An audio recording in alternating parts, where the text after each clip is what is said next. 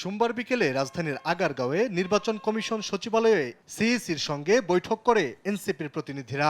বৈঠক শেষে দলটির মুখ্য সমন্বয়ক নাসিরুদ্দিন পাটোয়ারি বলেন, ত্রয়োদশ জাতীয় সংসদ নির্বাচনে এনসিপির ১৫০টি আসনে জয়ী হওয়ার সম্ভাবনা রয়েছে। ১৫০টি আসনের মতো এনসিপির জয়ী হওয়ার সম্ভাবনা রয়েছে। এ সময় এনসিপির নিবন্ধন নিয়ে ষড়যন্ত্র চলছে অভিযোগ করে পাটোয়ারি বলেন, শাপলা, লাল শাপলা এবং সাদা শাপলার যে কোনো একটি দলীয় প্রতীক পাওয়ার ব্যাপারে আশাবাদী তারা।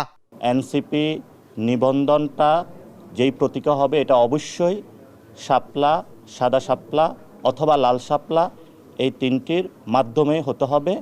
এর ব্যত্যয় করা যাবে না এবং যদি করা হয় সেই ক্ষেত্রে আমরা ফার্দার আপনাদের সামনে উপস্থিত হব।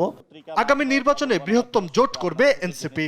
সেই সঙ্গে গণ অধিকার পরিষদ এনসিপি একীভূত হয়ে নির্বাচন করলেও দলের নাম এনসিপি ও প্রতীক শাপলা হবে বলে জানান এ এনসিপি নেতা। দলের নাম এনসিপি থাকবে, এনসিপির প্রতীকই থাকবে। অন্য দলের নাম মার্কা ডিজলভ হবে এবং এনসিপির আন্ডারে আরও অনেকগুলো দল আসতেছে। এটা আমরা বিগ টেন্ট বা বড় ধরনের একটা পার্টি করতে যাচ্ছি। ফলে তো অনেকগুলা দল, অনেকগুলা মত, অনেকগুলা ব্যানার ইনশাল্লাহ এনসিপির ব্যানারে চলে আসবে। এ সময় বিএনপি আগামী নির্বাচনে ৫০ থেকে ১০০ আসন পাওয়ার সম্ভাবনা থাকলেও এখন তা আরো কমেছে বলে মন্তব্য করেন নাসিরুদ্দিন। বিএনপি জামায়াতকে তালবাহানা না করে নির্বাচনে আসার আহ্বান জানিয়েছেন নাসিরুদ্দিন পাটোয়ারি। বিএনপি এবং জামায়াত যে দলগুলো আছে অথবা এক্সিস্টিং পলিটিক্যাল পার্টি, তারা কিন্তু জুলাই সনদের যে লিগ্যাল অ্যাসপেক্টটা সেই জায়গাতে এক্সিকিউশন লেভেলে তারা আসতেছে না। ফলে তো তারাদের কারণে নির্বাচনটা ডিলে হচ্ছে।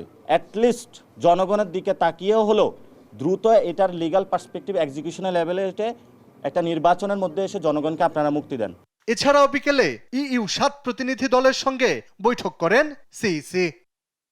আলী আকাশ, দেশ টিভি, ঢাকা।